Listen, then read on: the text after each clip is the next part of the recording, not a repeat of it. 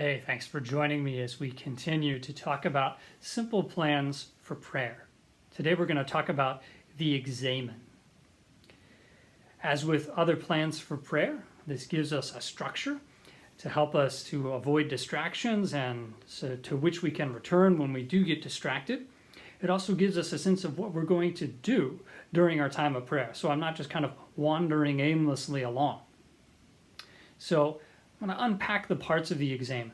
As with other plans for prayer, we want to first of all decide when we're going to pray and where we're going to pray. We need to establish that. We also want to engage the dynamics of relationship, that I acknowledge the thoughts, feelings, and desires that stir when I pray, that I share them with God, I tell Him all about them. I take time to receive from God His response, just like I would in a conversation with a good friend, both speaking and listening. And I allow that then to form my response to God in concrete ways of love for God and love for neighbor. So let's talk about the Examen. There are 5 steps to the Examen, and it is more in-depth than a simple examination of conscience. In an examination of conscience, I look at what I have done wrong and the good that I have failed to do. In other words, I take an inventory of sin. That's important. It's an important way of praying for confession, but the Examen is a prayer that goes beyond this, that looks at the total picture of my day or the last period since I prayed an Examen, and where God is in the midst of this and where I have been in relationship to God. So it might involve things that are properly part of an examination of conscience, is that they deal with sin, that I failed to respond to God, but they might also involve things where I did respond to God. So let's look at the steps of the Examen. When I begin my time of prayer, I begin always by looking at the God who is tirelessly inviting me into the encounter known as prayer. And I consider how He's looking at me. After 30 or 60 seconds of pausing to do this, I begin with the sign of the cross. The first thing that I do in the Examen is thanksgiving.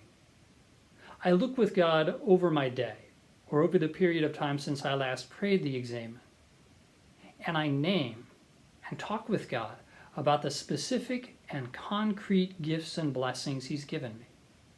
God is giving us gifts and blessings every single day. And the first thing I do in the Examen is I begin by thanking Him for them. I take the time to actually notice the blessings. They could be as simple as, it's just a really beautiful day.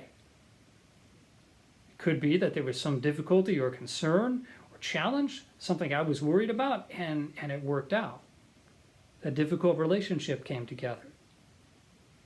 Maybe there was a particular grace in the time of prayer that I had in the previous day. It could be any number of things for which I am grateful.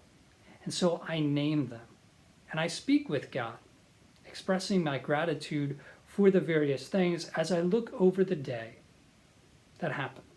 So the first thing in the Examen is thanksgiving.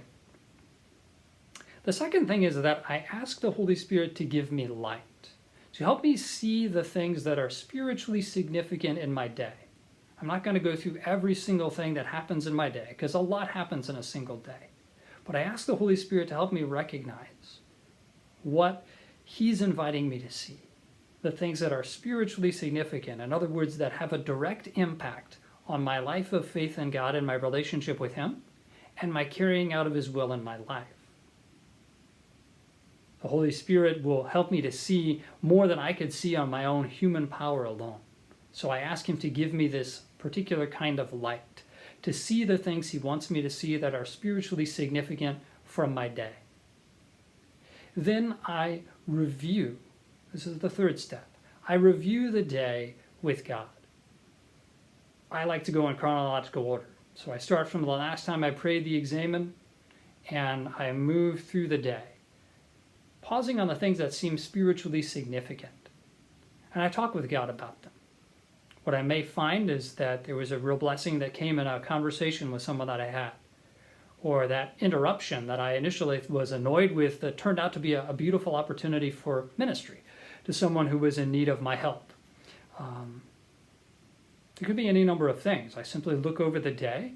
Where was God? And where was I in relationship with him? So I review the day. I go through it with God. In the midst of that, I often will find areas where I did fall short. There was an opportunity for good that I failed to take advantage.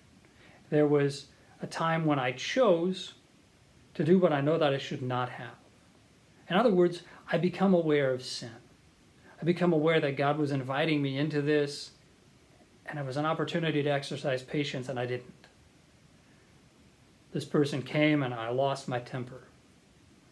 So on. Here, I now move into the fourth step of the examen, which is forgiveness. I ask God for mercy.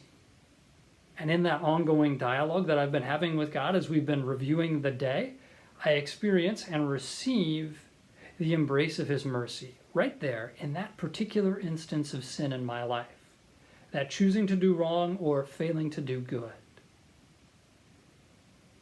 And the final thing that I do in the examen is that I look to the future. I look ahead, knowing what lies ahead. Perhaps I've been aware that interruptions are a difficulty for me, and so help me be ready for those interruptions, to see that there are opportunities to do good. There are opportunities for ministry, and that just as happened today, there was a beautiful experience in what I thought was an interruption, and it was actually one of the most important pieces of ministry that I did today. Help me remember that as I go forward.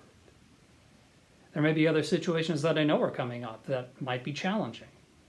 So I pray for the people involved in those situations and for the graces that I and they will need. So we plan for the future. So this is the examen. We begin by thanking God for all of the gifts that he's given us and name them concretely. We ask for light to see where he has been in the previous day and where I've been in relationship with him. Then we review. We look over the day with God and we talk with him about what unfolded that was spiritually significant. We ask for forgiveness where we've fallen short as a disciple of Christ. And then we plan for the future. So this really is the examen. Thanksgiving, light, review, forgiveness, future. When we engage the examen, it becomes a way of recognizing how God is at work and living more intentionally in communion with God, even as we go throughout the day. In terms of time, I recommend 10 to 15 minutes for the examen. And it's best prayed toward the evening, not too late in the day when I'm really tired and just ready to go to bed. I don't want to fall asleep in the middle of the examen, but I find that sometime in the evening, maybe as I'm starting to wind down, is the best time for me to pray the examen. To pause for about 10 to 15 minutes and go through those steps of thanksgiving, light, review, forgiveness, future. I hope you found this helpful, and I hope that praying the examen helps you live in a more constant and unceasing communion with God and a deeper awareness of how he's at work in your life and is inviting you to cooperate with his grace. God bless you.